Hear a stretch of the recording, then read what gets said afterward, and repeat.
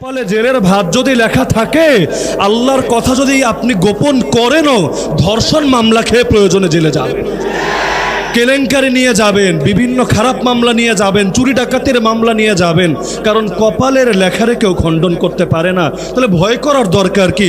আল্লাহই বলে না তাখশাউনান নাস আল্লাহু আহাক্কু আন তাখশা। আরে মানুষকে ভয় পাও তোমরা, ভয় যদি পেতে হয় আল্লাহকে ভয় পাও। আমরাও বলি যদি ভয় পেতে হয় একমাত্র আল্লাহকেই ভয় পাবো। আল্লাহ যখন আমাদের সাথে আছে পৃথিবীর কোনো ভয় আমাদের নাই, কারণ আমরা বলি আল্লাহু আকবার, আল্লাহু আকবার, আল্লাহু আকবার, আল্লাহ বড়, আল্লাহ বড়, আল্লাহ বড়। দুনিয়াতে যখন এসেছি আমার কানে শুনিয়ে দেওয়া হয়েছে আল্লাহ বড়, ডেইলি প্রতিদিন আজানেও শুনিয়ে দেওয়া হয় আল্লাহ বড়, ইকামতেও বলা হয় আল্লাহ বড়, নামাজেও বলতে থাকি আল্লাহ বড়, নামাজ শেষ করেও বলি আল্লাহ বড়, ঈদগাহে যাওয়ার সময়ও বলি আল্লাহ বড়, এমনকি যেদিন জানাজার খাটিয়ে শুয়ে দেওয়া হবে সেদিনও বলা হবে আল্লাহ বড়। আরে যেই মুখ দিয়ে বলি আল্লাহ বড়, সেই মুখ দিয়ে তো বলতে পারি না আমেরিকা বড়, ইসরায়েল বড়, ভারত বড়, ভারতের দালাল্লা বড়, এই কথা বলতে পারি না। রাসূলুল্লাহ সাল্লাল্লাহু আলাইহি ওয়াসাল্লাম ওমর রাদিয়াল্লাহু আনহুকে আদেশ করলেন যে হে ওমর, এখন আর চুপ থাকা যাবে না। জমিনের মধ্যে যদি কারো জয়ধ্বনি দিতে হয় একমাত্র আল্লাহর নামেরই জয়ধ্বনি হবে। এই নর্দমার কীট, এই মুশরিক নেতা এত বড় দুঃসাহস দেখাচ্ছে, এখানে আমি নবী উপস্থিত, নবীর সাহাবীরা উপস্থিত, আর এখানে বসে সে আল্লাহকে বাদ দিয়ে একটা তাগুতের নামে জয়ধ্বনি দিচ্ছে, এটা তো মেনে নেওয়া যায় না। আজিবু, হে আমার সাহাবীরা, তোমরা এই মুশরিককে মুখের উপর জবাব দিয়ে দাও। জানের কোনো পরোয়া করেন নাই তখন, কারণ ওরা টের পেয়ে ফেলবে আসলে রাসূল মরেন নাই, রাসূল শহীদ হন নাই, খবরটা গুজব ছিল, যুদ্ধে ওরা বিজয়ী হয়েছে, এখন বাঁচবে না মরবে, সারা দিলে পরিণতি কি হবে, আদৌ গ্রেফতার করে ফেলবে কিনা, কোনো দিকে তাকান নাই। রাসূল বলছেন আজিবু, জবাব দিয়ে দাও, চুপ করে থেকো না। ওমর রাদিয়াল্লাহু আনহু বললেন হে আল্লাহর রাসূল শিখিয়ে দেন, কি জবাব দিব? রাসূল বললেন তুমি বলো আল্লাহু আ'লা ওয়া আজাল। আরে কিসের হুবলের জয়ধ্বনি দিচ্ছিস তুই? যদি সুপার পাওয়ার কেউ থাকে, বড় যদি কেউ থাকে, মহান যদি কেউ থাকে, ক্ষমতার অধিকারী যদি কেউ থাকে, একমাত্র আল্লাহ আছে। চুপ করে থাকে না আবু সুফিয়ান, সঙ্গে সঙ্গে বাতিল কথা দিয়ে জবাব দেওয়ার চেষ্টা করেছে লানাল উজ্জা ওয়ালা উজ্জা লাকুম। হে পরাজিত মুসলমানরা, তোরা আল্লাহর নাম কেন নিচ্ছিস? এই যে যুদ্ধে আমরা বিজয়ী হয়েছি, কেন হয়েছি তোরা জানো না? কারণ আমাদের আছে উজ্জা দেবতা। আমাদের ধর্ম বিশ্বাস অনুসারে সেই উজ্জা দেবতার পূজা যে করে, যুদ্ধের ময়দানে উজ্জা দেবতা তাকে বিজয় দান করে। আমরা হচ্ছে উজ্জা দেবতার পূজারী। লানাল উজ্জা ওয়ালা উজ্জা লাকুম, আমাদের আছে উজ্জা, তোদের মুসলমানদের তো কোনো উজ্জা নাই। রাসূল এবারও বললেন আজিবু, হে সাহাবীরা চুপ থেকো না, আল্লাহর শানে অবমাননা হচ্ছে। আল্লাহর বান্দা দুনিয়াতে জীবিত থাকা অবস্থায় আল্লাহর শানে অবমাননা হবে, আর তারা হিকমতের নামে মুখ বন্ধ করে রাখবে, এটা তো হতে পারে না। তোমরা জবাব দিয়ে দাও। ওমর রাদিয়াল্লাহু আনহু এবার বলে বসলেন হে আল্লাহর রাসূল কি বলে জবাব দিব? রাসূল শিখিয়ে দিলেন তুমি বলে দাও আল্লাহু মাওলানা ওয়ালা মাওলা লাকুম। আরে আল্লাহ হচ্ছে আমাদের মাওলা, তোদের কোনো মাওলা নাই।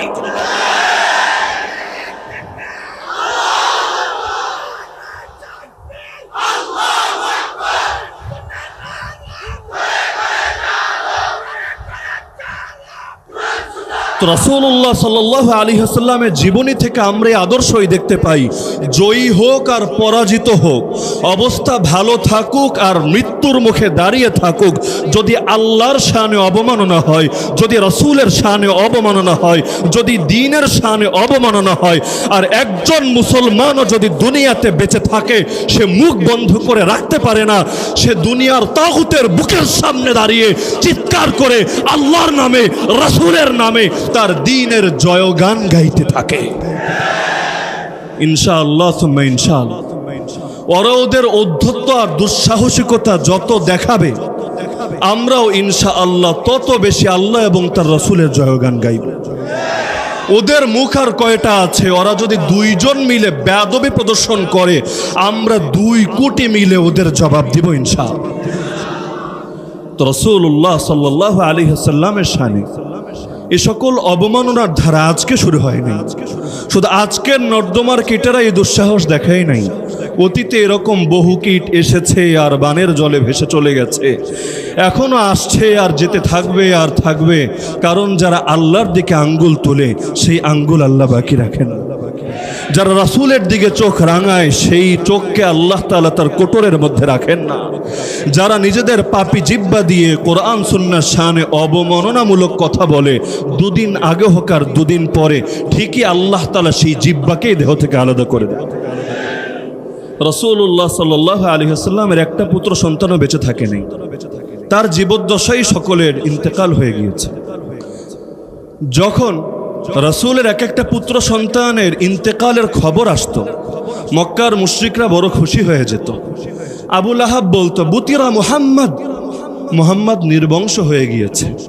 আস ইবনে ওয়াইল বলতো, দাউ মুহাম্মদ ফাইন্নাহু রাজুলুন আবতার লা আকিবা লা ফাইদা হালাকা ইনকাতা যিকরুহু। আরে মুহাম্মদরে নিয়ে তোমরা পেরেশান কেন? রাখো মুহাম্মাদের কথা, মুহাম্মদ তো নির্বংশ, ওর কোনো ছেলে সন্তান বেঁচে নাই, ও যদি মরে যায় ওর আলোচনা দুনিয়া থেকে হারিয়ে যাবে। ওকে নিয়ে এত পেরেশান হওয়ার, এত বিচলিত হওয়ার কোনো কারণ নাই, কারণ ও মরার পরে ওকে স্মরণ রাখার মতো দুনিয়াতে আর কেউ নাই। তাদের এই সকল আপত্তির জবাবে, এই সকল কুধারণার জবাবেই আমার আল্লাহ কোরআন মাজিদের সূরা কাউসার অবতীর্ণ করে জানিয়ে দিয়েছেন, ইন্না শানিআকা হুয়াল আবতার। হে নবী, আপনি নির্বংশ হবেন না, আপনি লেজকাটা হবেন না, আপনি দুনিয়া থেকে চলে যাওয়ার পর আপনার স্মরণ হারিয়ে যাবে না। কেন? রাফা'না আলাকা যিকরাক, আমি আল্লাহ আপনার আলোচনাকে সমুন্নত করে দিয়েছি। যেখানে আমার আলোচনা হবে সেখানে হে নবী তোমারও আলোচনা হবে। কালেমা যদি কেউ আমার নামে পড়তে চায়, আমার নামের পরে তোমার নামেও কালেমা পড়া লাগবে। একটা বাচ্চা যদি দুনিয়াতে আসে, তার ডান কানে আর বাম কানে সব কথার আগে প্রথমেই আমার নামের সঙ্গে তোমার নাম শুনিয়ে দেওয়া হবে। কেউ যদি নামাজও আদায় করতে চায়, নামাজে বসেও সে যখন আমার প্রশংসা করবে, এর সঙ্গে সঙ্গেই তোমার নামেও দুরূদ পাঠ করতে হবে। হে নবী, এমনকি যদি কেউ মারাও যায়, তাকে সামনে রেখে যদি জানাজাও আদায় করা হয়, সেই সময়ও আমার নামে প্রশংসা করার পর তোমার নামটাও স্মরণ করা হবে। আমি তোমার নামকে আমার সঙ্গে কিভাবে জুড়ে দিয়েছি দেখো। আল্লাহ তাআলা বড় আজীব কুদরত দেখিয়েছেন। লা ইলাহা ইল্লাল্লাহ মুহাম্মাদুর রাসূলুল্লাহ, এই যে আমাদের কালেমা, কালেমার মধ্যে এক আজীব জিনিস লক্ষ্য করা যায়। লা ইলাহা ইল্লাল্লাহ লিখতেও 12টা অক্ষর লাগে, মুহাম্মাদুর রাসূলুল্লাহ লিখতেও 12টা অক্ষর লাগে। লা ইলাহা ইল্লাল্লাহ লিখতেও কোনো নোক্তা লাগে না, কারণ নোক্তা হলো দুর্বলতার আলামত। যেমন এটা কি বা নাকি তা নাকি থা, এটা নোক্তা দিয়ে বোঝাতে হয়। নিচে একটা নোক্তা দিলে বোঝা যায় বা, উপরে দুইটা দিলে বোঝা যায় তা, তিনটা দিলে বোঝা যায় থা। আমার আল্লাহ লা ইলাহা ইল্লাল্লাহ মুহাম্মাদুর রাসূলুল্লাহ উভয় অংশ কোনো নোক্তার অবশিষ্টতা রাখেন নাই, কারণ আল্লাহকে, রাসূলকে পরিচয় দেওয়ার জন্য কোনো মাধ্যম লাগবে না, কোনো সাহায্যকারী লাগবে না, কোনো নোক্তাও লাগবে না। আর আজীব বিষয়, আল্লাহ লিখতেও 4টা অক্ষর লাগে, মুহাম্মদ লিখতেও 4টা অক্ষর লাগে, রাসূলের আরেক নাম আহমদ লিখতেও 4টা অক্ষর লাগে। আরো আজীব বিষয়, কোরআনের মধ্যে আল্লাহ তাআলা অন্যান্য নবীদেরকে নাম ধরে ডেকেছেন। আমরা বিভিন্ন আয়াতে দেখতে পাই আল্লাহ তাআলা আদম আলাইহিস সালামকে বলছেন, ইয়া আদম উসকুন আনতা ওয়া যাওজুকাল জান্নাহ, নাম ধরে ডাকছেন হে আদম। আল্লাহ তাআলা নূহ আলাইহিস সালামকে বলছেন, ইয়া নূহ ইন্নাহু লাইসা মিন আহলিক, ইয়া নূহ ইহবিত বিসালামিন মিন্না ওয়া বারাকাতিন আলাইক। ইব্রাহিম আলাইহিস সালামকে নাম ধরে ডাকছেন, ইয়া ইব্রাহিম কদ সাদ্দাকতার রুইয়া। ইয়াহইয়া আলাইহিস সালামকেও নাম ধরে ডাকছেন, ইয়া ইয়াহইয়া ইন্না নুবাশশিরুকা বিগুলামিন ইসমুহু ইয়াহইয়া। জাকারিয়া আলাইহিস সালামকে, ইয়াহইয়া আলাইহিস সালামকেও আল্লাহ নাম ধরে ডাকছেন, ইয়া ইয়াহইয়া খুযিল কিতাবা বিকুওয়া। ঈসা আলাইহিস সালামকেও নাম ধরে ডাকছেন, ইয়া ঈসা ইবনে মারইয়াম উযকুর নি'মাতি আলাইকা ওয়া আলা ওয়ালিদাতিক। মুসা আলাইহিস সালামকেও নাম ধরে ডাকছেন। তো যেই নবীর আলোচনায় দেখতে পাই আল্লাহ তাআলা তাদেরকে নাম ধরে স্মরণ করেন। নাম ধরার মধ্যে অসম্মানের কিছু নাই, অমর্যাদার কিছু নাই। মহব্বতের মানুষকেও মানুষ নাম ধরে ডাকে, আল্লাহ তাআলা তাদেরকে নাম ধরে ডেকেছেন। কিন্তু যেখানে আমার নবীর আলোচনা দেখতে পাই আমার আল্লাহ একটাবার তার নামটা ধরেও তাকে ডাকেন, তার পদবি ধরে, তার গুণ ধরে তাকে ডেকেছেন। কোথাও বলেছেন, ইয়া আইয়ুহান নবী, হে নবী জাহিদুল কুফার ওয়াল মুনাফিকিন, জিহাদ চালিয়ে যান কাফেরদের বিরুদ্ধে আর মুনাফিকদের বিরুদ্ধে। কোথাও বলছেন ইয়া আইয়ুহাল মুজাম্মিল, কোথাও বলছেন ইয়া আইয়ুহাল মুদ্দাসির। একটা আয়াত কেউ দেখাতে পারবেন না কোথাও আমার আল্লাহ বলছেন ইয়া মুহাম্মদ। তা আমার আল্লাহ নিজেই যার ব্যাপারে বলছেন, আমি তোমার আলোচনাকে সমুন্নত করে দিয়েছি, পৃথিবীর কেউ তাকে দাম দিতে চাক আর না চাক, আমার আল্লাহ যাকে দাম দেন তার দাম কেউ কমাতে পারে না। আল্লাহর দেওয়া দান নিয়ে যদি কেউ টানা হেচড়া করে তারই লেজ কাটা যায়, সেই ধ্বংস হয়, কিন্তু যাকে নিয়ে টানা হেচড়া করে তার কোনো ক্ষতি হয় না। আমার আল্লাহ তার নবীর জন্য এমন একটা নামও রেখে দিয়েছেন যেই নাম তার পূর্বে কারো জন্য রাখা হয় নাই, মুহাম্মদ এবং আহমদ, যেই নামের সুসংবাদ পূর্ববর্তী নবীরাও রেখে গিয়েছেন। আর এমন একটা নাম, মুহাম্মদ অর্থই প্রশংসিত। কেউ যদি আমার নবীর শানে বেয়াদবিও করতে চায়, বেয়াদবি করতে গিয়ে যদি তার নামটাই খালি বলে যে মুহাম্মদ এমন, মুহাম্মদ তেমন, তার প্রথম বাক্যই শেষ বাক্যকে মিথ্যা বলে দাবি করে।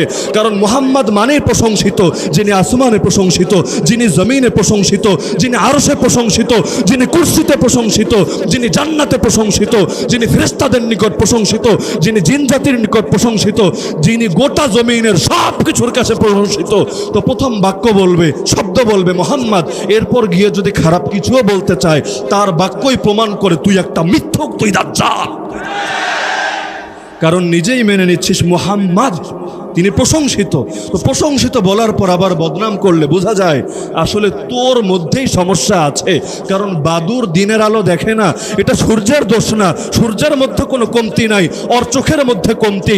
আরে পাথরের যদি কোনো পাহাড় থাকে, সেই পাহাড়ে গিয়ে কেউ যদি নিজের কপাল দিয়ে একের পর এক আঘাত করতে থাকে, উদ্দেশ্য হলো পাহাড়কে ভেঙে চূর্ণ বিচূর্ণ করে ফেলবো, গোটা জমিনে সবাই বলবে পাহাড়ের কিচ্ছু হবে না, ওর কপাল ফেটেই চৌচির হবে। তো আমার রসুলকে আল্লাহ তাআলা এমন এক মর্যাদায় পৌঁছিয়েছেন, তাকে নিয়ে বেয়াদবি যদি কেউ করতেও চায় তার কথাই বলে তুই একটা মিথ্যাবাদী, গোটা পৃথিবীও বলে তুই একটা মিথ্যাবাদী। দেখেন না, মুসলমান প্রতিবাদ জানায় তো জানায়, অনেক বিধর্মী নেতারাও প্রতিবাদ জানিয়েছে। ওরাই যদি দুনিয়ার 100 জন মানুষের জীবনী নিয়ে বই লেখে, শ্রেষ্ঠ 100 মনীষী, এর মধ্যে 1 নম্বরেই চলে আসে মুহাম্মাদুর রাসূলুল্লাহ সাল্লাল্লাহু আলাইহি ওয়াসাল্লামের জীবনী। যেই হাদিস আমি খুতবার মধ্যে পাঠ করেছি, আমার রাসূল বলছেন লাইসা শাইউন বাইনাস সামাই ওয়াল আরদ ইল্লা ইয়ালাম আন্নী রাসূলুল্লাহ। আসমান আর জমিনের মধ্যে এমন একটা জিনিসও নাই যেই জিনিসটা জানে না আমি আল্লাহর রাসূল। ইল্লা আসিয়াল জিন্নি ওয়াল ইনস, একমাত্র কিছু কপাল পোড়া জিন আর মানুষ, কিছু নাফরমান নেমক হারাম কিছু জিন আর মানুষ থাকতে পারে যারা হয়তো জানে না বা মানে না আমি আল্লাহর রাসূল। কিন্তু এই জিন আর মানুষ বাদে এমন একটা জিনিসও নাই যেটা জানে না আমি আল্লাহর রাসূল। রাসূলের জীবনীতে আর অনেক ঘটনা পাওয়া। রাসূলুল্লাহ সাল্লাল্লাহু আলাইহি ওয়াসাল্লাম বলেন ওয়াল্লাহি ইন্নী লা আ'লাম হাজারা কানা ইউসাল্লিমু আলাইয়া ক্বাবলা আন উবআসা। আল্লাহর কসম, সেই পাথরটাকে আমি এখনো চিনি। আমি নবী হওয়ার আগেই যখন রাস্তা দিয়ে চলতাম সেই পাথরের মুখ থেকে আমাকে সালাম বেদিত। রাসূলুল্লাহ সাল্লাল্লাহু আলাইহি ওয়াসাল্লাম প্রথম অবস্থায় মদিনার মসজিদে একটা খেজুরের ডালে ভর করে খুতবা দিতেন। যখন মিম্বার বানানো হলো, রাসূল সেটার উপর ভর দিলেন না, মসজিদের এক কোনায় নিয়ে রাখা হলো। জুমার দিন সবাই আসলো মসজিদে নামাজ আদায় করবে, সব সাহাবী নিজেদের কানে শুনতে পেল 10 মাসের একটা গর্ভবতী উট তার গর্ভের তার এই প্রসব বেদনায় যেই পরিমাণ আর্তনাদ করে, যেই পরিমাণ কান্নাকাটি করে, সেই খেজুরের গাছের ডাল থেকে এরকম আর্তনাদ ভেসে আসছে। রাসূলুল্লাহ সাল্লাল্লাহু আলাইহি ওয়াসাল্লামের কানেও যখন আওয়াজ আসলো, নিজে গিয়ে সেটাকে ধরে কোলে তুলে নিলেন, সঙ্গে সঙ্গে আওয়াজ বন্ধ হয়ে গেল। রাসূল বললেন লাউলাম আহতাজিনহু লাহান্না ইলা ইয়াউমিল কিয়ামা। আরে আমি নবী যদি এটাকে কোলে তুলে না নিতাম, কিয়ামত পর্যন্ত শুধু কাঁদতেই থাকতো। রাসূলুল্লাহ সাল্লাল্লাহু আলাইহি ওয়াসাল্লাম কোরবানির দিন পশু জবাই করবেন, নিজে হাজির হয়েছেন, হাতের মধ্যে ছুরি, সামনে 5টা উট বাঁধা। সাহাবী বলেন মনে হচ্ছিল 5টা উটের 5টা উট রশি ছিঁড়ে কার আগে কে রাসূলের সামনে গিয়ে জবাই হবে, তার হাতে জবাই হবে, অন্য কিছু না, জবাই হবে। এজন্য পশুর মধ্যে প্রতিযোগিতা, কার আগে কে রাসূলের সামনে গিয়ে হাজির হবে। রাসূল তার গলায় আঘাত করবেন, নহর করবেন, রাসূলের হাতে সে কোরবান হবে। এর চাইতে বড় সৌভাগ্যের বিষয় কি হয়? আম্মা জান আয়েশা রাদিয়াল্লাহু আনহা বলেন মিশরের নারীরা নবী ইউসুফ আলাইহিস সালামকে দেখে তো নিজেদের হাত কেটে ফেলেছিল।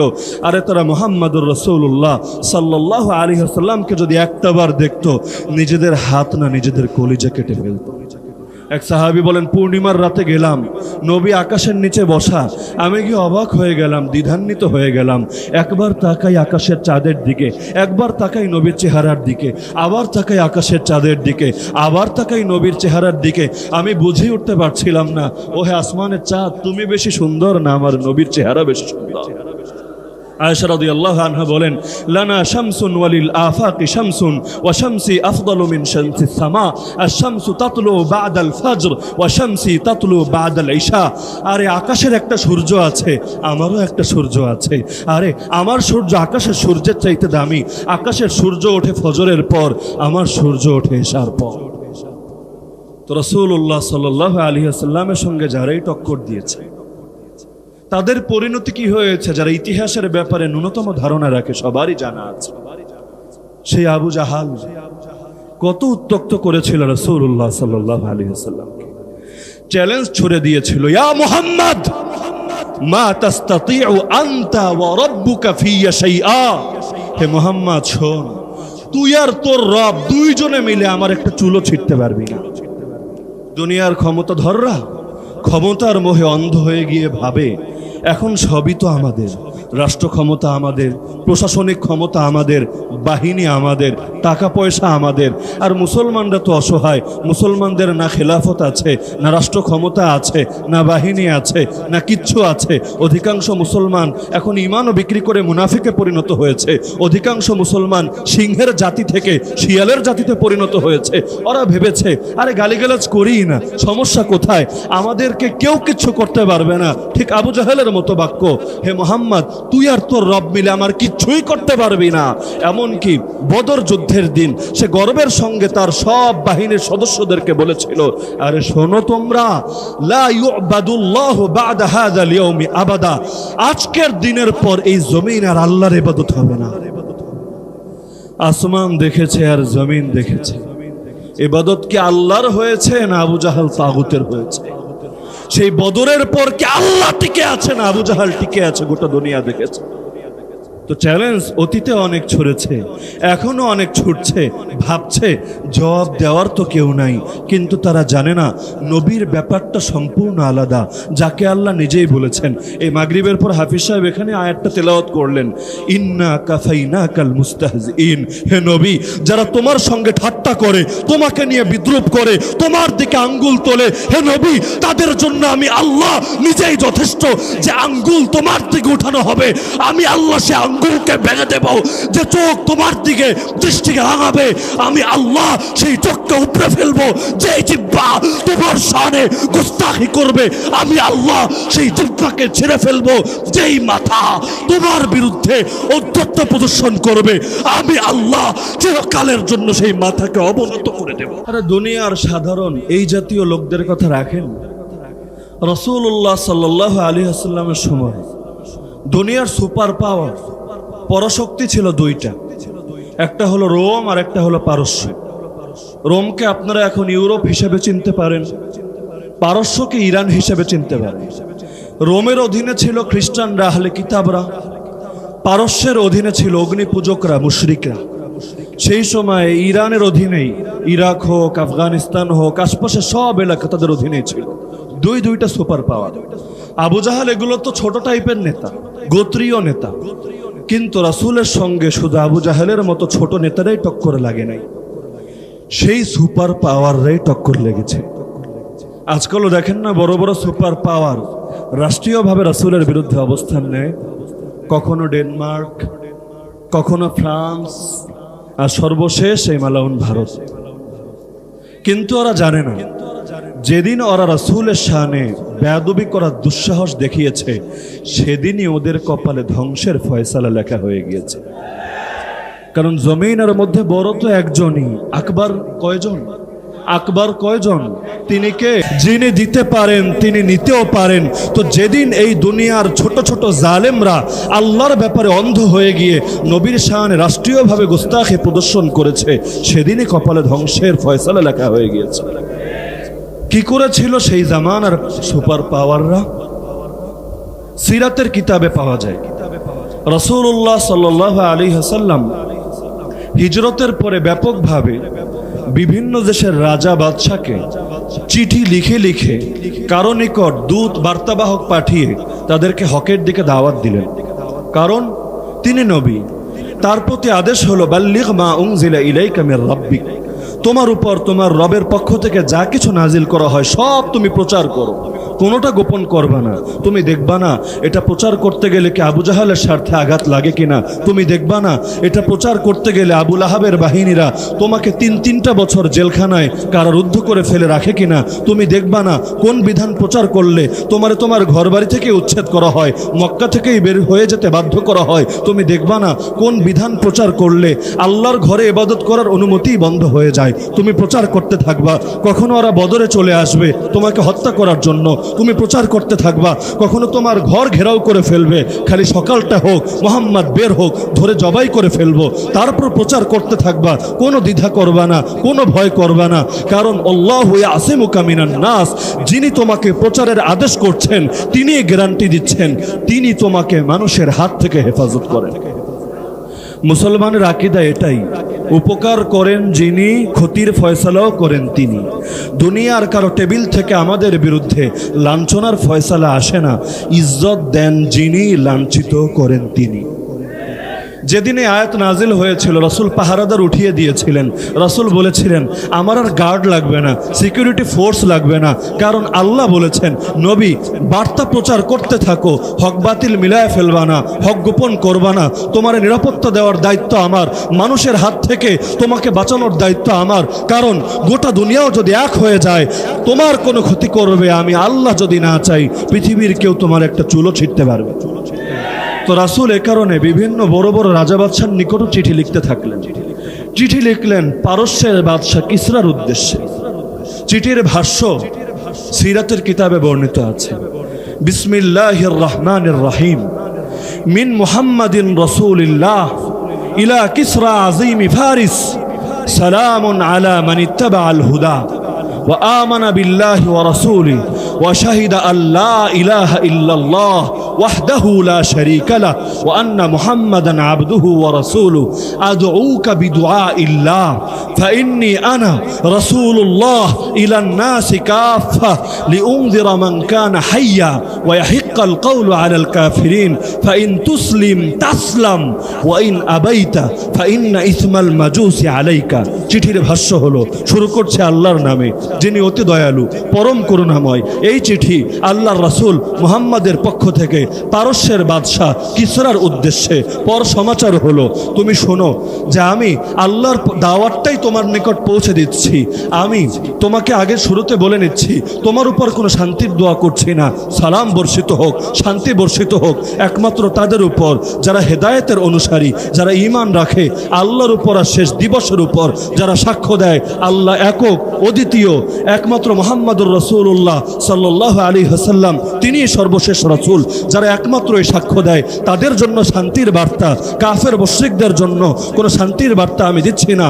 এরপর শোনো হে কিসরা, আমি তোমাকে আল্লাহর দাওয়াতটা পৌঁছে দিচ্ছি, আমি প্রকৃতপক্ষে আল্লাহর রাসূল, আল্লাহ আমাকে আদেশ করেছেন যারা জীবিত আছে তাদেরকে যেন আমি সতর্ক করে দেই যাতে করে কাফেরদের উপর প্রমাণ প্রতিষ্ঠা হয়ে যায়। সুতরাং হে বাদশাহ, যদি ইসলাম গ্রহণ করো নিরাপত্তা পেয়ে যাবা, আর যদি অস্বীকার করো সব অগ্নিপূজকের পাপ একা বহন করবা। কারণ শাসক হওয়া সহজ, দায়িত্ব পালন করা বড় কঠিন। তুমি শাসক হবা আর তোমার শাসন ক্ষমতায় থেকে সবাই গোমরাহিতে লিপ্ত থাকবে, অটোমেটিক এর দায় তোমার কাঁধে চলে আসবে। আজকালও যারা নিজেদেরকে মুসলমানদের শাসক বলে পরিচয় দেয় আর তারা মনে করে আল্লাহর ইজ্জত যায় যাক, রাসূলের ইজ্জত যায় যাক, এটা আমাদের বিষয় না, আমাদের কাজ শুধু ধর্মীয় সম্প্রীতি রক্ষা করা, আমাদের কাজ খালি মুসলমান আর হিন্দু আর খ্রিস্টান আর বৌদ্ধ আর নাস্তিক আর আস্তিক সবার মধ্যে পেয়ার আর মহব্বত জাগ্রত রাখা, কারো ইজ্জত বাঁচানো আমাদের দায়িত্ব না। যার যা মনে চায় করুক, গিয়ে কেউ কোরআন অবমাননা করবে করুক, ব্লগের মধ্যে নবীরে গালি দিবে দেখ, এগুলো নিয়ে আমরা কোনো মাথা ঘামাবো না, তাদের কোনো অধিকার নাই শাসন ক্ষমতা পরিচালনা করা। তো রাসূল ক্লিয়ার ভাবে বলে দিচ্ছেন যদি ইসলাম গ্রহণ করো নিরাপত্তা পাবা, আর যদি ইসলাম গ্রহণ না করো হে সুপার পাওয়ার বাদশাহ সবার পাপ একা বহন করবে। এই চিঠি রাসূল এক সাহাবীর দ্বারা পৌঁছে দিলেন সেই বাদশার নিকট। সিরাতের কিতাব ইখতিলাফ বর্ণিত হয়েছে সাহাবী নিজেই নিয়ে গিয়েছেন নাকি বাদশার কোনো প্রতিনিধির নিকট পৌঁছে দিয়েছেন, সে গিয়ে বাদশাকে পড়ে শুনিয়েছে, যেভাবেই হোক। যখন সেই সুপার পাওয়ার বাদশাহ খসরু পারভেজ কিসরার সামনে এই চিঠি পাঠ করা হলো আর মেজাজ গরম হয়ে গেল, টেম্পারেচার পুরাই হট। আরে আরবের কোন জায়গার কোন বেদুইন আমারে নসিহত দেয়। আচ্ছা নসিহত দিবে ভালো কথা, প্রথমে চিঠির শুরুতে নিজের নাম লেখে, এরপর আমার নাম লেখে, ওর সাহসটা কত বড়। নাম লেখা নিয়ে রাজনীতি সারা দুনিয়ায় চলে, আল্লাহ হেফাজত করুক। কার নাম উপরে, কার নাম নিচে, কারডা ডাইনে কারডা বামে, এগুলো নিয়ে কত রাজনীতি যে হয়ে যায়, আল্লাহ হেফাজত করুক। তো সে বলল এই গোলাম, ও হচ্ছে আমার গোলাম, আমার অধীনস্থ দাস, কারণ আমি হচ্ছে খসরু পারভেজ, দুনিয়ার বাদশাহ। এখনো যেমন আমেরিকা মনে করে গোটা দুনিয়ার বাদশাহ তো আমি, যারে মনে চায় মারমু, যারে মনে চায় ধর্ষণ করমু, যেখান থেকে মনে চায় মসজিদ উঠায় দিব, মাদ্রাসা বিরান করে দিব, কারণ আমি তো দুনিয়ার বাদশাহ। কিন্তু ওরা জানে না ওদের উপরও আরেকজন আছে। এসে বলে না হুজুর এইটা বলবেন না, ওইটা বলবেন না, কথা আজকে এই অ্যাঙ্গেলে বলবেন, কেন? উপরের আদেশ আছে, আমাদের দোষ নেই, আমরা তো আপনাদের মহব্বত করি, আপনাদের জন্য জান ফেদা, কিন্তু উপরের আদেশ আছে, এজন্য করা যাবে না। কি করবো হুজুর কোন, তো আমরা চাকরি করি, গত 1 বছর এই কথা যে কত হাজারবার শুনছি, আল্লাহ ভালো জানে। যা করার ঠিকই করবে, করার পর হুজুর বদদোয়া দিয়েন না, হুজুর কিছু মনে করেন না, আমরা তো চাকরি করি, কি করব বলেন, সব দোষ ওদের। এরপর এমন এমন ভাষায় গালি দেয়, এগুলো আমি বলতে পারবো না। কিন্তু ওরা ভুলে যায় চাকরি শুধু ওরা করে না, আমরাও করি। আমরা শুধু চাকরি না, আমরা গোলামি করি। আরে ওরা চাকরি করে কার? মানুষ হয়ে মানুষের। আমরা গোলামি করি কার? রব্বুল আলামিন আল্লাহ। ওদের উপর চাকর হিসাবে যদি মনিবের আদেশ থাকে, তোমাকে এটা বলা বন্ধ করতে হবে, আমাদের উপর আমাদের রবের আদেশ যার চলে গেল বলতে হবে। সুতরাং চাকরির চাইতে গোলামের গুরুত্ব বেশি। ওদের মনিবের হাতে না জান্নাত আছে না জাহান্নাম আছে, না পুলসিরাত পার করিয়ে দিতে পারবে, না মিজান নেকের পাল্লা ভারী করে দিতে পারবে, না কবরে আলোকিত করে দিতে পারবে। কিন্তু আমাদের রবের হাতে সব আছে। সেই রবের কথা বলতে গিয়ে, সেই রবের গুণগান গাইতে গিয়ে, সেই নবীর আনুগত্য করতে গিয়ে যদি হাসি মুখে জীবনও দেওয়া লাগে, ক্ষতি কোথায়? কিয়ামতের দিন সে আল্লাহ তো ভুলবে না, সেই নবী তো বেওয়াফাই করবে না, ওদের নেতারা ঠিকই করবে। কোরআনের আয়াত অস্বীকার করলে ইমানই থাকবে না। আল্লাহ বলেছেন ইয তাবাররা আল্লাযীনা তুবিউ মিনাল্লাযীনা তাবাউ ওয়া রাআউল আযাব। সেদিন অনুসৃতরা, নেতারা, যারা অফিসার আছে, তারা সকল সম্পর্ক ছিন্ন করে বসবে তাদের অধীনস্থ কর্মীদের সাথে, তাদের চাকর বাকরের সাথে। সকলে এখন সামনে আযাব দেখতে পাবে। তখন কর্মীরা উত্তেজিত হয়ে যাবে, এই নেতার বাচ্চা নেতা, তোর জন্য আমি হুজুরদের বিরুদ্ধে কথা বললাম, তোর জন্য আমি হুজুরদের ক্ষতি করলাম, তোর জন্য নবীর শানে গুস্তাখি করলাম, তোর জন্য আল্লাহর দ্বীনের বিরুদ্ধে এত কিছু করলাম, আজকে তুই আমারে চেনস না, বলস না আমারে তুই দেখোই নাই জীবনে। তাহলে শোন, এখন তোর প্রতি আমার কোনো আর দায় দায়িত্ব নাই, কোনো অভিযোগ আপত্তিও নাই। আল্লাহরে বলবে, আল্লাহ একটা চান্স দাও, একবার ওরেও দুনিয়ায় ফিরিয়ে দাও, আমারেও দুনিয়ায় ফিরিয়ে দাও, তারপর ওরে বুঝিয়ে দিব যে আমি কি জিনিস। আমি এত কষ্ট করে ওর সবকিছু ঠিক রাখলাম, ওর গদি ঠিক রাখলাম, আজকে আমারে চেনে না। আল্লাহ একটা চান্স দাও। কোরআনের শব্দ লাও আন্নালানা কাররা, কাররা মানে মাররা, একবার। আল্লাহ একটা বার দুনিয়ায় ফিরিয়ে দাও। ফানাতাবাররা মিনহুম কামা তাবাররাউ মিন্না। সম্পর্ক কেমনে ছিন্ন করা লাগে কড়াই গন্ডায় বুঝায় দিবে, কিন্তু ফিরিয়ে দিবে আল্লাহ। তো এখন কিসরা টেম্পারেচার হট হয়ে গেল। এই মোল্লা মুন্সির দল থেকে বেদুইনের বাচ্চা বেদুইন আমার গোলাম হয়ে নিজের নাম লেখে আগে, আমার নাম লেখে পরে, আমার নসিহত দেয়, ওর ধর্ম গ্রহণ করা লাগবে, নাইলে আমি নিরাপত্তা পাবো না, সবার পাপ আমার কাঁধে বর্তাবে। এত বড় সাহস আজকালও বলে না এই টাইপের কথা। হুজুররা এত বড় গলায় কথা বলে, আরে এত সাহস পায় কই, এত শক্তি পায় কই? হুজুরগো পিছনে কেডায় আছে? কোন দেশের ইন্টেলিজেন্স এজেন্সি কি পিছনেটা আছে কিনা? পাকিস্তানের আইএসআই, তুরস্কের এরদোগান, আফগানিস্তানের পাহাড়ি মোল্লারা কেউ কি হুজুরদের পেছনে টেহাটোহা দেয় কিনা? ওই দেখেন না গণকমিশন এখন যে তালিকা দিয়েছিল হুজুরদের নাম ধরে, 116 জন স্পেশাল বক্তা আর 35 জন আরো বিশেষ দাগি বক্তা, যাদের মধ্যে আমাদেরকেও ভুলতে পারেনি। তো তালিকা দিয়ে দিয়েছে, এখন তালিকার তদন্ত শুরু হয়েছে। কেন? যে এদের পেছনে টাকা দেয় কে, টেহা আসে কোত্থেকে, কোন শক্তিতে শক্তিমান হয়ে হুজুররা বড় গলায় কথা বলে? বড় মুশকিল। আমরা একটু আওয়াজ উঁচু করলেও ভয় পাওয়া যায়, যদি ভালো কথাও বলি একটু জোর আওয়াজে, তাতে এসে বলি হুজুর কথা বলেন, সমস্যা নেই, একটু আস্তে আস্তে বলেন। এভাবে বললে ভয় লাগে। তাকবীর দিলে হুজুর সব দেন ঠিক আছে, তাকবীরটা না দিলে হয় না, তাকবীর দিলে কেমন যেন উগ্রবাদের গন্ধ পাওয়া যায়। গন্ধ তো পাবেই। শয়তানের দোসররা আল্লাহর নামে গন্ধ পাবে না তো কোথায় পাবে? ওমর রাদিয়াল্লাহু আনহুর কথা শোনেন নাই? এক রাস্তা দিয়ে চললে আরে শয়তান ওই রাস্তা ছেড়েও ভাগত। রাসূল বলেন নুসিরতু বির-রুবি মাসিরাতা শাহরিন, 1 মাস দূরের পথেও যদি আমি থাকি, আমার দুশমন 1 মাস দূরের পথে বসে আমার ভয়ে থরথর করে কাঁপে। আরে ভুলে গেলে চলবে না, আমরা যেমন হই না কেন, কিন্তু আমাদের পূর্বসূরি তো এমন জাতি ছিল যাদের নাম শুনলেও দুনিয়ার সুপার পাওয়াররা থরথর করে কেঁপে উঠত।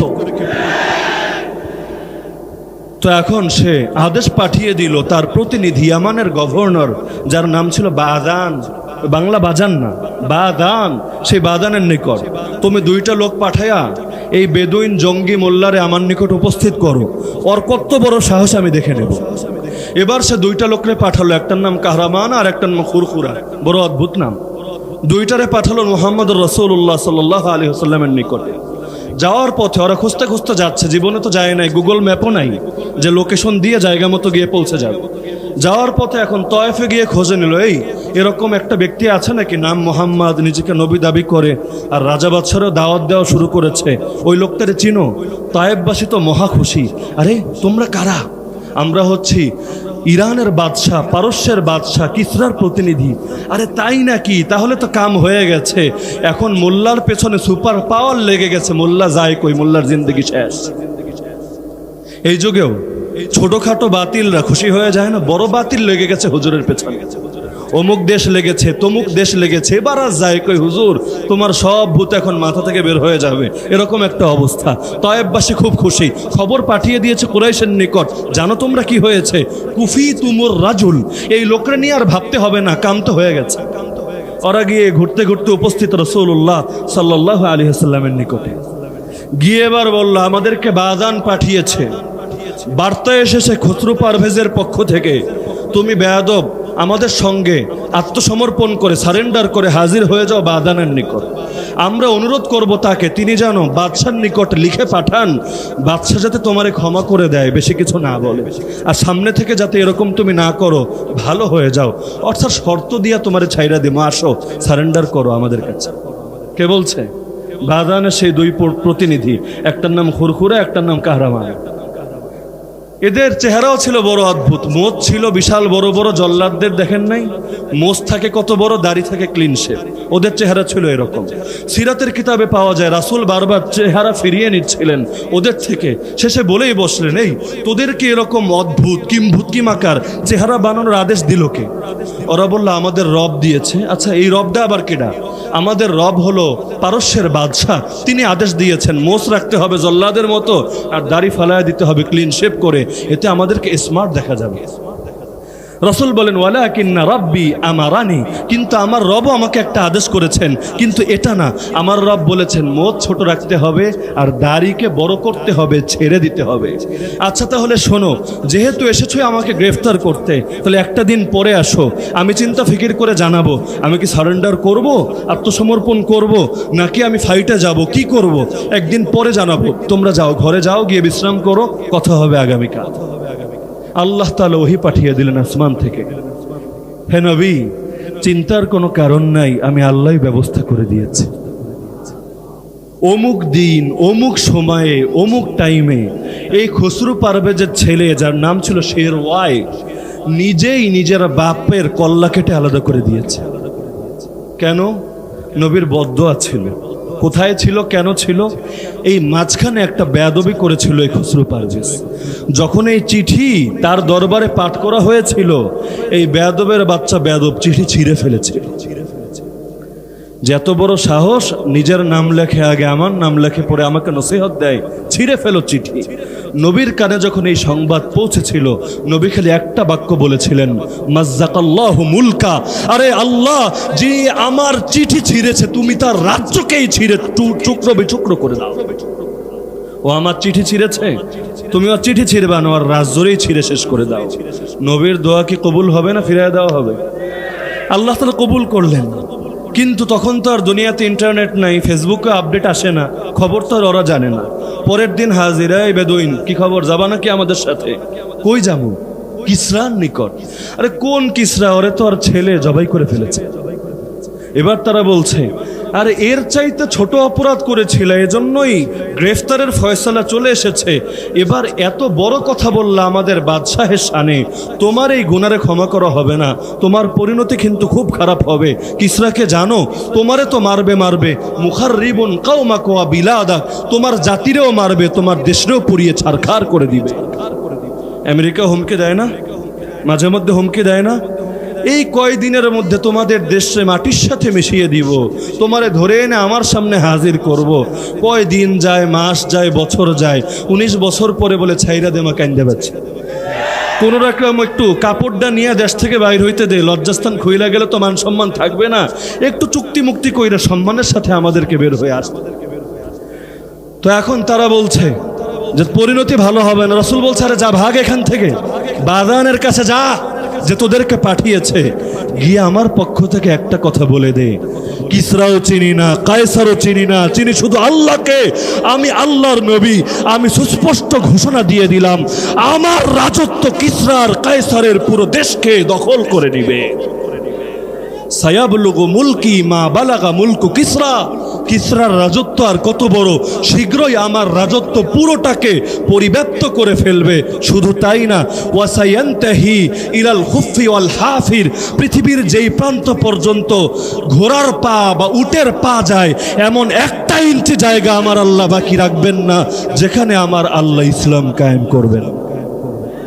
অন্য হাদিসেও যেটা রাসূল জানিয়েছিলেন যে আমার আল্লাহ শহর বা গ্রামের এমন একটা ঘর রাখবেন না, লা ইয়াতরুকুল্লাহু বাইতা মাদারিন ওয়ালা ওয়াবার ইল্লা আদখালাহুল্লাহু কালিমাতাল ইসলাম বিইজ্জি আজিজিন আও বিযুল্লি যালিল।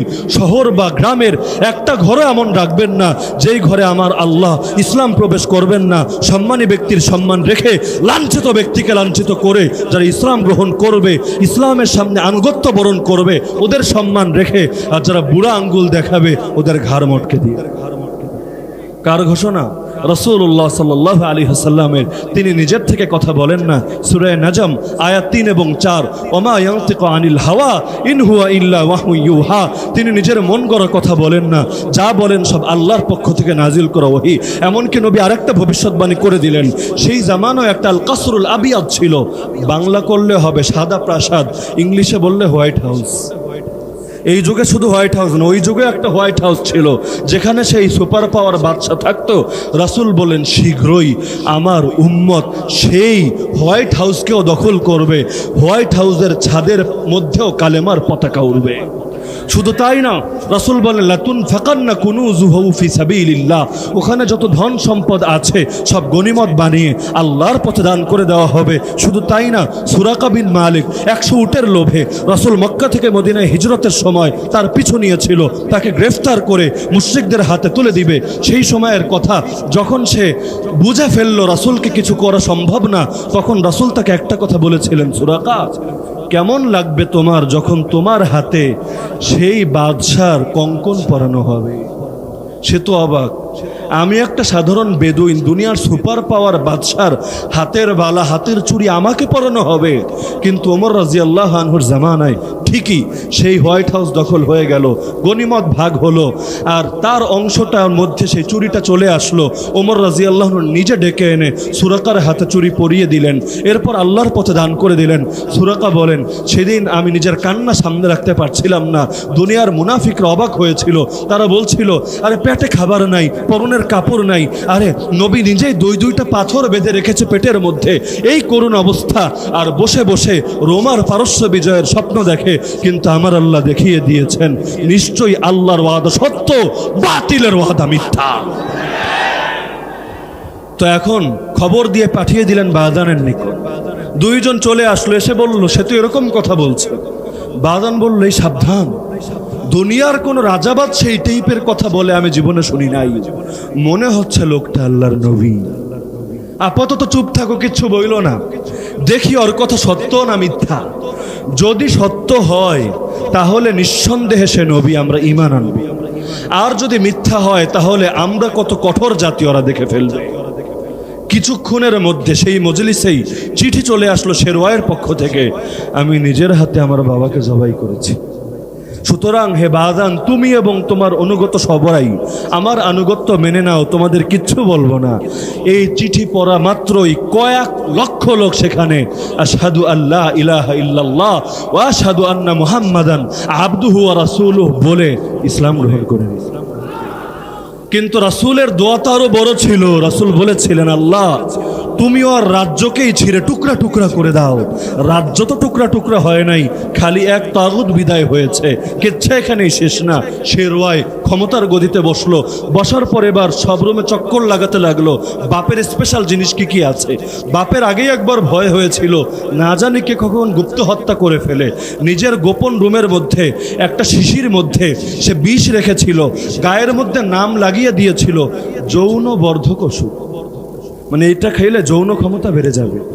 দেখেন না দেশের সব দেয়ালে দেয়ালে খালি কলিকাতা হারবাল আর কি কি হারবাল এইসব পোস্টার দিয়ে ভরে রেখেছে, কারণ এগুলার দিকে মানুষের ইন্টারেস্ট মনে হয় একটু বেশি। এখন ছেলে ঘুরতে ঘুরতে গিয়ে হাজির সেই রুমে। এখন সে ভেবেছে, ওরে আমার বাপ তাইলে এই জিনিস খায়া এত দাসীবাদী নিয়ে মাস্তি করতো, এটারে তো হাতছাড়া করা যায় না। সঙ্গে সঙ্গে খুলে খেয়ে ফেললো। সেটা বিষ ছিল না ওষুধ ছিল? সঙ্গে সঙ্গে সেখানেই সে মরে গেল। এবার একটা পুত্র সন্তান এমন ছিল না যাকে ক্ষমতায় বসানোর মতো উপযুক্ত আছে, কেউ নাই। পুত্র একাই ছিল, সে শেষ, মরে গেছে। এবার বসাবে কারে? একটা মহিলাকে এবার ক্ষমতায় বসালো। রাসূলের কানে সংবাদ আসলো, সহিহ বুখারীর হাদিস। রাসূল বলে দিলেন, লা ইউফলিহা কওমুন ওয়াল্লাহু আমরাহুম ইমরাআতান। সেই জাতি কোনোদিনও, মানে কিয়ামত পর্যন্ত কোনোদিনও সফল হবে না যারা এক মহিলারা নিজেদের নেতা বানিয়ে নিয়েছে। এর কয়েকদিন পরে সেই মহিলাও হারিয়ে গেল, ইরানও হারিয়ে গেল। এমন ভাঙা ভাঙলো, পৃথিবীর ইতিহাস থেকেই সেই সুপার পাওয়ারের নাম নিশানাও মিটে গেল। তো আবু জাহাল তো ছোট্ট কথা, আর নূপুর শর্মা আর বেশর্মা, এই সমস্ত বেশর্মাদের তো আর পরের কথা। কিসরার মতো সুপার পাওয়ার এই নবীর সঙ্গে টক্কর দিয়ে টিকতে পারে না। ওই যে শুরুতে বলেছিলাম, পাথরের পাহাড়ের সঙ্গে কপাল ঠুকলে পাহাড়ের কিচ্ছু হয় না, কপালই ভাঙে। আল্লাহর নবী হলে এমন এক শক্তিশালী ব্যক্তিত্ব, তার সঙ্গে যারাই টক্কর লাগে নবীর কিচ্ছু করতে পারে না, ওরাই হালাক হয়ে যায়। আল্লাহ রাসূল সাল্লাল্লাহু আলাইহি ওয়াসাল্লাম সারা জীবন নিজের হাতে মাত্র একটা লোককে হত্যা করেছিল, যার নাম ছিল উবাই ইবনে খালাফ। বাকিদেরকে সাহাবীরা মেরেছে, কাউকে আসমানের ফেরেশতা এসে মেরেছে, কিন্তু রাসূল নিজের হাতে এক জালেমকে মেরেছেন, যার নাম উবাই ইবনে খালাফ। এই উবাই ইবনে খালাফ রাসূল যখন মক্কায় ছিলেন অনেক নির্যাতন করত তার উপর। এমনকি সে বলতো, হে মুহাম্মদ, আমি একটা ঘোড়া পালি, সেই ঘোড়ারে কয়েক মন করে দানা খাওয়াই ডেইলি, এই ঘোড়ার উপর চড়ে আমি তোরে হত্যা করব। রাসূল যখন এই সংবাদ শুনলেন, রাসূল বলেন, লা বাল আনা আকতুলুহু ইনশাআল্লাহ, না বরং আমি নবী তাকে হত্যা করব। এই কথা বললেন কেমনে? মক্কার যুগ তো, মক্কার যুগ না অনেকের পছন্দের যুগ। বলে আমরা মক্কি যুগের মুসলমান, মানে এই যুগে খালি মিষ্টি খামো আর ঝামেলা টামেলা নাই, চুপচাপ বৈশা বৈশা কাটায় নিব, কোনো ঝামেলায় যাওয়া লাগবে না, কারণ শরীয়তের বেশিরভাগ বিধানই এসেছে মদিনায়। তো আমরা মক্কি যুগের মুসলমান। মক্কি যুগের রাসূল বলছেন, না, ও ঘোড়ায় চড়ে আমারে মারবে না, আমি নিজে মারবো ইনশাআল্লাহ। উহুদ যুদ্ধের কথা, উবাই ইবনে খালাফ ময়দানে হাজির, পুরো শরীর লোহার পোশাক পরে রেখেছে, মাথায়ও লোহায় শিরস্ত্রাণ। সে ময়দানে এসে খুঁজছে, এই মোহাম্মদ কই রে? আজকে তোরে পাইছি, আজকে তোরে ছাড়বো না। মুসলমানরাও পরাজিত, আমি যে বলেছিলাম তোরে হত্যা করবো, আজকে আমার ওয়াদা পূরণ করবো। এক সাহাবী বলছে, রাসূল ভাবসাব তো ভালো মনে হচ্ছে না, অনুমতি দেন, ওরে সাইজ করে দেই, ওরে দেখিয়ে দেই মুসলমান কি জিনিস। রাসূল বললেন, না না, আমি বলেছি না যে আমি হত্যা করব, আসতে দাও ওকে। এবার উবাই ইবনে খালাফ পুরো মাথা থেকে পা লোহার পোশাক পরা আসছে রাসূলের দিকে, পৃথিবী থেকে মুহাম্মাদের নাম মিটিয়ে দিবে সাল্লাল্লাহু আলাইহি ওয়াসাল্লাম। কিন্তু তারা জানে না, যেই আলো আল্লাহ জ্বালান সেই আলোকেও নিভাতে পারে না। সামনে এগিয়ে আসছে রাসূল। এবার হারিস ইবনে সিম্মা রাদিয়াল্লাহু আনহু থেকে ছোট একটা বর্ষা, বড় না, ছোট একটা বর্ষা নিলেন, নিয়ে বললেন, সরে যাও তোমরা, আমিই দেখছি। রাসূল এবার খুঁজলেন, পুরো গা তো লোহার পোশাক পরেছো, বাতাস ঢোকার জন্য তো একটু হলে জায়গা খালি থাকবে। রাসূল খুঁজতে লাগলেন, তোর খালি জায়গা কোনটা আছে? দেখলেন ওর কণ্ঠনালী বরাবর জায়গাটা খালি আছে। হাদিসের শব্দ তার কুয়া, তার এত লোহার পোশাকের মাঝে কণ্ঠনালী বরাবর জায়গাটা খালি। রাসূল সেখানে আঘাত করলেন, কিন্তু পুরোটাই তো লোহা, একটুখানি কণ্ঠনালী আর কত বড়, অল্প একটু জায়গা খালি, খুব সামান্য আঘাত লাগলো, আঁচড়ের মতো।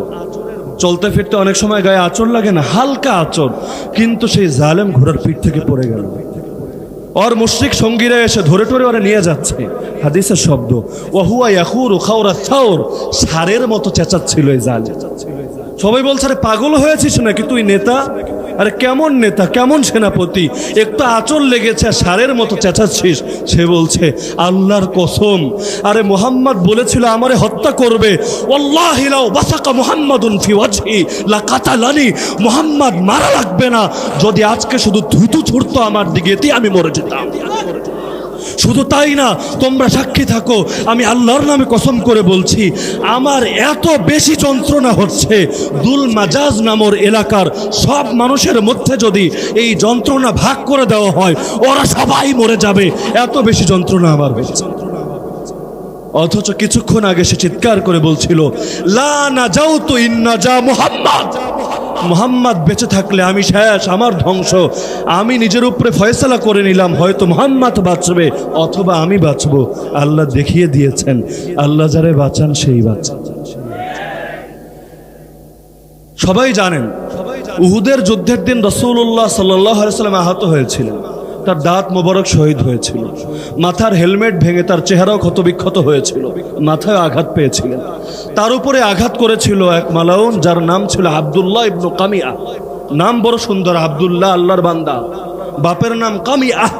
সে আব্দুল্লাহ ইবনু কামিয়া যখন রাসূলের উপর আঘাত করে তখন সে বলেছিল খুদহা ওয়া আনা ইবনু কামিয়া, হে মুহাম্মদ মজা কেমন লাগে, মজা বুঝানে, আমার চেনো স্বামীকে, আমি হচ্ছে কামিয়ার পুত্র। রাসূল জাস্ট একটা বাক্য বলেছিলেন আকমাআকাল্লাহ, ওর বাপের নাম থেকেই শব্দ বের করে আকমাআকাল্লাহ, তুই আমারে লাঞ্ছিত করবি, আমার চ্যালেঞ্জ দিচ্ছিস, আল্লাহর কাছে দোয়া করে দিলাম আল্লাহ তোরে লাঞ্ছিত করে দিল।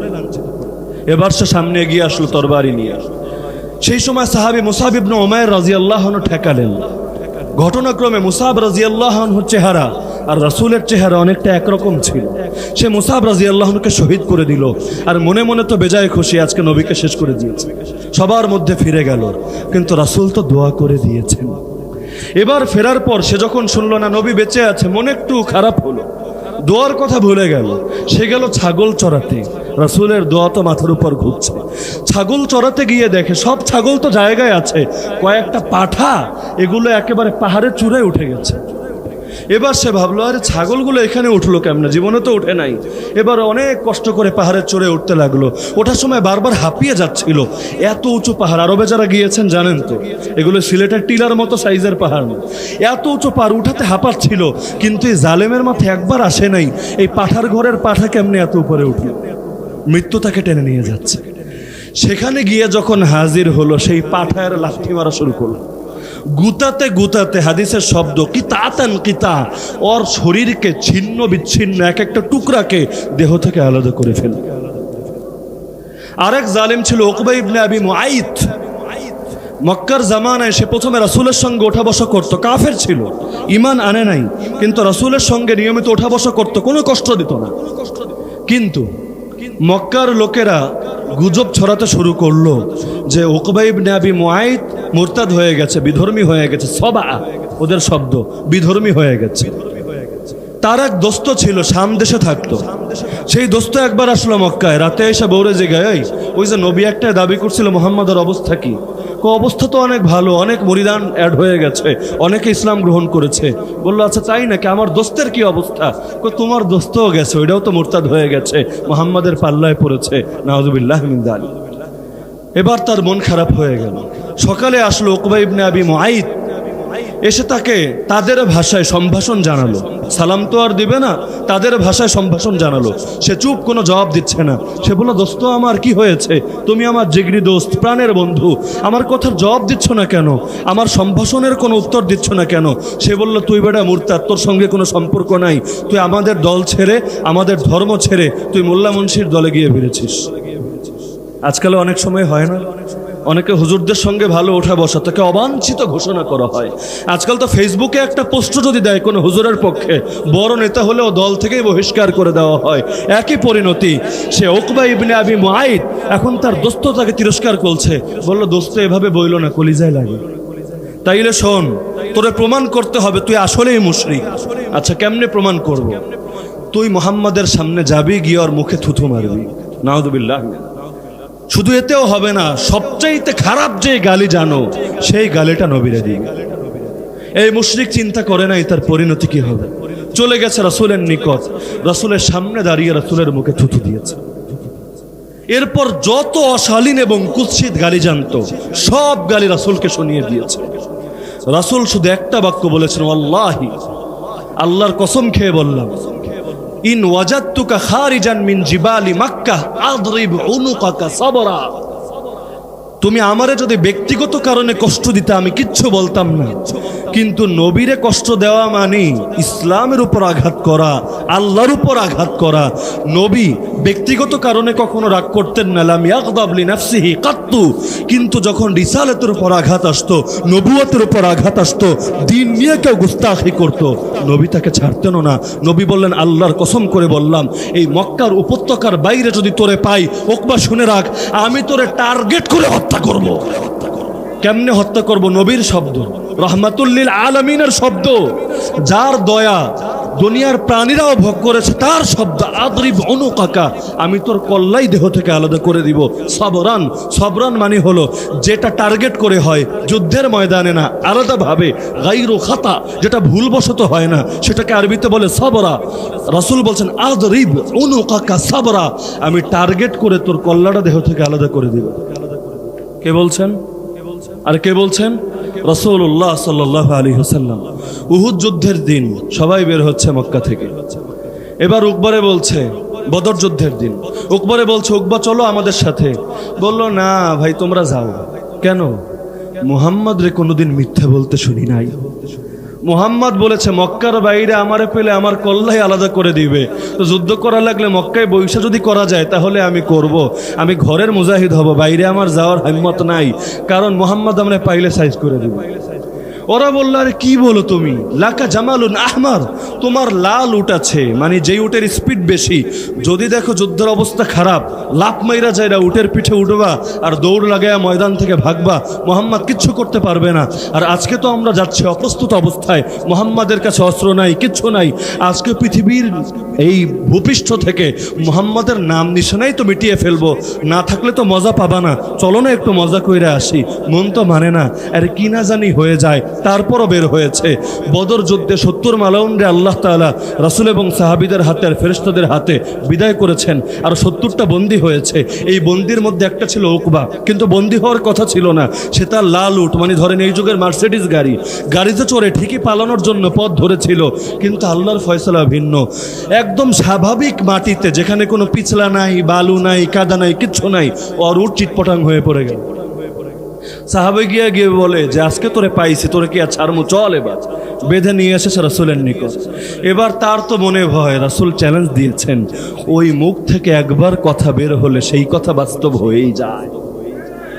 রাসূল যেটা বলেছেন সেটা হবেই হবে, পৃথিবীর কেউ চাইলেও হবে, না চাইলেও হবে। যেমন রাসূল বলেছেন, এই গোটা ভারতবর্ষ এক সময় যেমন অখণ্ড ছিল, আবারও একদিন অখণ্ড হবে। তবে সেই অখণ্ড ভারতবর্ষ কোনো রামরাজ্য হবে না, কৃষ্ণ রাজ্য হবে না, হনুমান রাজ্য হবে না। আমার নবী বলেছেন, মনে চাইলেও প্রকাশ করা লাগবে, না চাইলেও করা লাগবে। আপনার ভেতরে ভালো লাগলেও বলা লাগবে, আপনার ভেতরে দাউ দাউ করে আগুন লাগলেও বলা লাগবে। আমার নবী বলে গিয়েছেন, এই গোটা হিন্দুস্তানে ইনশাআল্লাহ একদিন কালেমার পতাকা পথ করে উঠবে।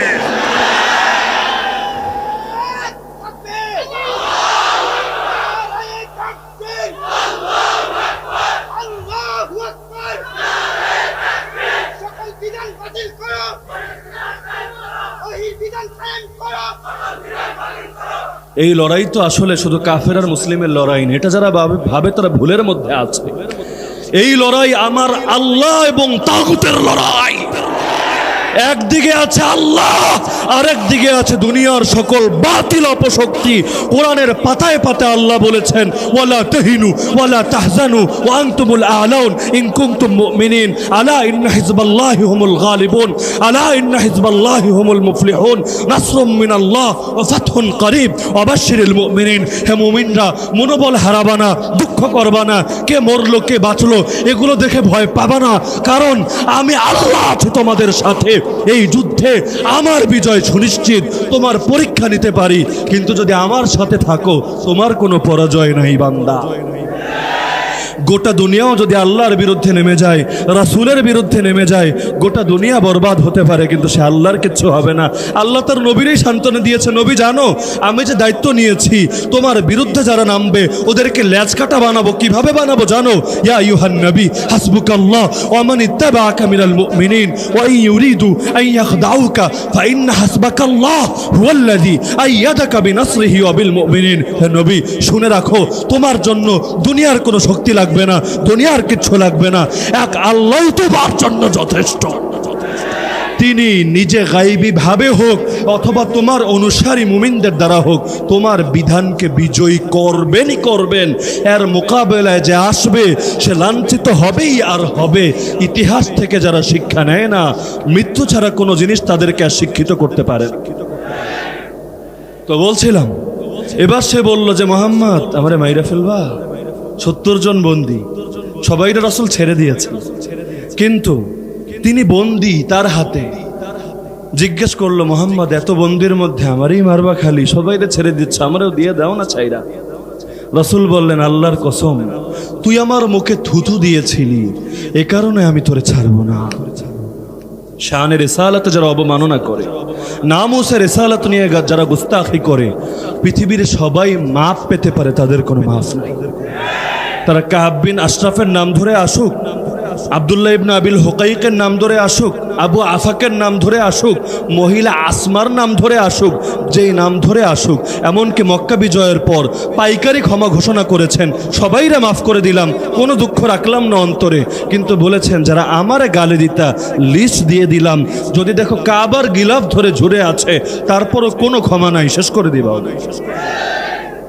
এরপর রাসূল তার ওয়াদা পূরণ করলেন, উকবা ইবনে আবি মুআইদকে শেষ করে দিলেন, বাকি সবাইকে ছেড়ে দিলেন।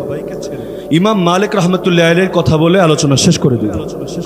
ইমাম মালিক রাহমাতুল্লাহ আলাইহির যুগের কথা, তখন বাদশাহ ছিলেন খলিফা হারুনুর রশিদ।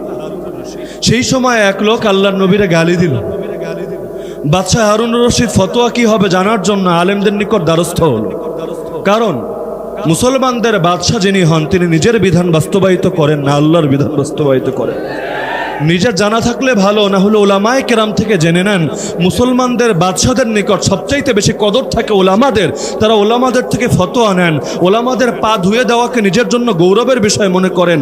তারা ওলামাদের মারেন না, ওলামাদের ধরেন না, ওলামাদের পিটান না, ওলামাদের রক্তে ঢাকার প্রান্তর রঞ্জিত করেন না। তো খলিফা হারুন রশিদ ফতোয়া জিজ্ঞেস করলো, মাসালা কি? রাসূলরা গালি দিয়েছে, কি হবে? সেই মুফতি সাহেব ভয় পেয়েছিল অথবা ঈমান বিক্রি করেছিল, যেটাই হোক, সে বলেছে বেশি কিছু লাগবে না, কয়টা চড়থাপ্পড় দিয়ে ছাইরা দেন আর বলবেন নিজের জিহ্বারে হেফাজত করো, মুখরে সামলে রাখো, রাসূলের শানে খারাপ কথাবার্তা বলবা না। তো বাদশার খটকা লেগেছে, নবীর ইজ্জত কি এতই হালকা? যার মনে চায় যা বলে ফেলবে। আরে দলের নেতার নিয়ে বললেই মাফ নেই, যতবার সরি বলুক লাভ নাই, জেল লাইগা যা।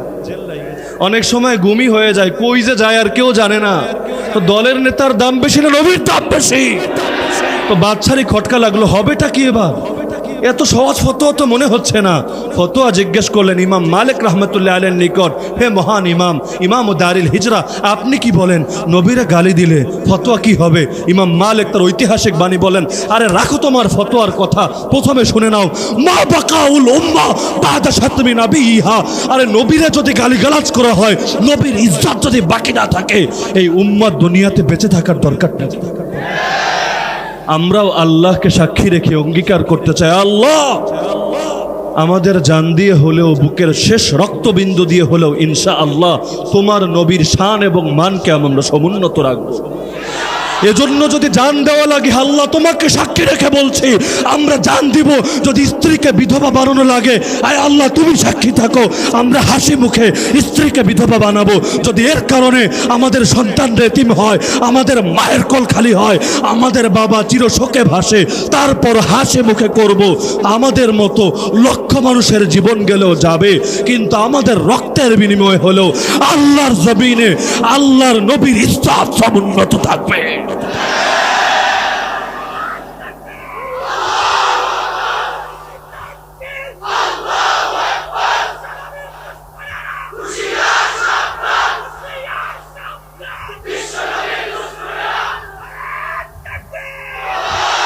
পৃথিবীর সব ব্যাপারে নমনীয় হলে হওয়া যাবে, কিন্তু নবীর ইজ্জতের ব্যাপারে নমনীয় হওয়ার সুযোগ নবী নিজেই রাখেন না। এই ব্যাপারে নমনীয়তা দেখাতে যাবেন না। নবীর সঙ্গে যারা টক্কর লাগবে ওদের পরিণতি 100% নিশ্চিত, ওরা ধ্বংস হবে। তাহলে মনোবল হারাবেন কেন? কিসের ভয় পাচ্ছেন? মৃত্যুর ভয়? আরে কপালে মরণ যখন লেখা আছে তখনই মরবেন। কপালে জেলের ভাত যদি লেখা থাকে, আল্লাহর কথা যদি আপনি গোপন করেনও, ধর্ষণ মামলা খেয়ে প্রয়োজনে জেলে যাবেন, কেলেঙ্কারি নিয়ে যাবেন, বিভিন্ন খারাপ মামলা নিয়ে যাবেন, চুরি ডাকাতির মামলা নিয়ে যাবেন, কারণ কপালের লেখারে কেউ খণ্ডন করতে পারে না। তাহলে ভয় করার দরকার কি? আল্লাহই বলে না তাখশাউনান নাস আল্লাহু আহাক্কু আন তাখশা। আরে মানুষকে ভয় পাও তোমরা, ভয় যদি পেতে হয় আল্লাহকে ভয় পাও। আমরাও বলি যদি ভয় পেতে হয় একমাত্র আল্লাহকেই ভয় পাবো। আল্লাহ যখন আমাদের সাথে আছে পৃথিবীর কোনো ভয় আমাদের নাই, কারণ আমরা বলি আল্লাহু আকবার, আল্লাহু আকবার, আল্লাহু আকবার, আল্লাহ বড়, আল্লাহ বড়, আল্লাহ বড়।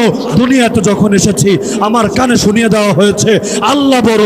ডেইলি প্রতিদিন আজানেও শুনিয়ে দেওয়া হয় আল্লাহ বড়, ইকামতেও বলা হয় আল্লাহ বড়, নামাজেও বলতে থাকি আল্লাহ বড়, নামাজ শেষ করেও বলি আল্লাহ বড়, ঈদগাহে যাওয়ার সময়ও বলি আল্লাহ বড়।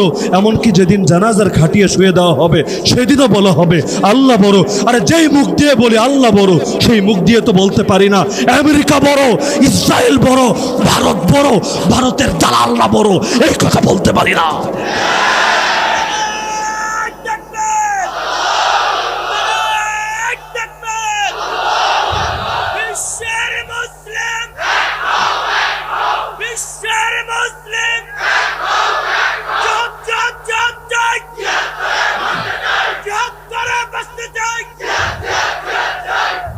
সম্বল আমাদের একটাই, সর্বশেষ হাদিস।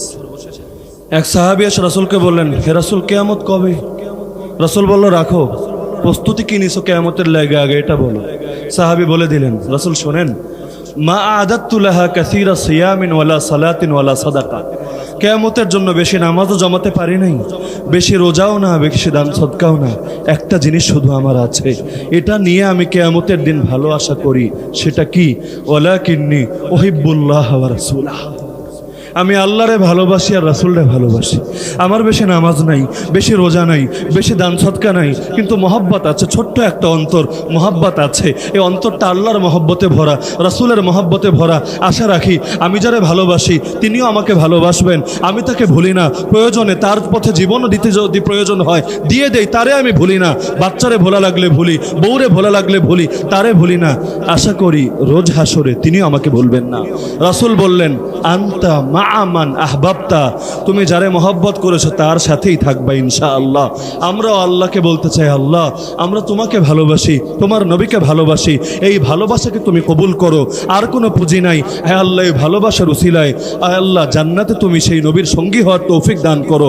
এক ইমামকে জিজ্ঞেস করা হয়েছিল, হে ইমাম জান্নাতে যামু, আমার ভিতরে একটা আগ্রহ যাতে জাগে, এমন একটা কারণ বলেন তো যেটা শুনলে লোভ হবে, আমি যেন জান্নাতে যেতে পারি। এই যুগে হলে বলতো জান্নাতে হুর থাকবে, ব্যাস লোভ আইসে যাইতো। তিনি জবাব দিলেন, তুমি জান্নাতের ব্যাপারে লোভ করবা কেন জানো? সেখানে নবী মুহাম্মদুর রাসূলুল্লাহ, সবাই বলেন সাল্লাল্লাহু আলাইহি ওয়াসাল্লাম থাকবেন। তিনি বললেন, হে ইমাম এটাই যথেষ্ট। আল্লাহ তাআলা আমাদের সবাইকে নবীর সাচ্চা আশেক এবং মুহিব হওয়ার তৌফিক দান করুন। কিয়ামতের দিন সেই নবীর শাফাত আমাদের সবাইকে দান করুন। সেই নবীর হাতে হাউজে কাউসারের পানি পান করার তৌফিক দান করুন। কিয়ামতের দিন সেই নবীর সঙ্গী হওয়ার তৌফিক দান করুন। আরশের নিচে তার সঙ্গে আমাদেরকেও একটু ছায়া দান করুন। আল্লাহ তাআলা এই সিরাত মাহফিলকে কবুল করে নিন। এর আয়োজনে যারা যেভাবে খেদমত ব্যয় করেছেন সবাইকে কবুল করে নিন। আল্লাহ তাআলা এলাকাবাসীকেও কবুল করে নিন এবং নবীর ইজ্জত রক্ষার্থে আরও বেশি বেশি নবীর আলোচনা ব্যাপক করার তৌফিক দান করুন। ওয়া আখিরু দাওয়ানা আনিল হামদুলিল্লাহি রাব্বিল আলামিন।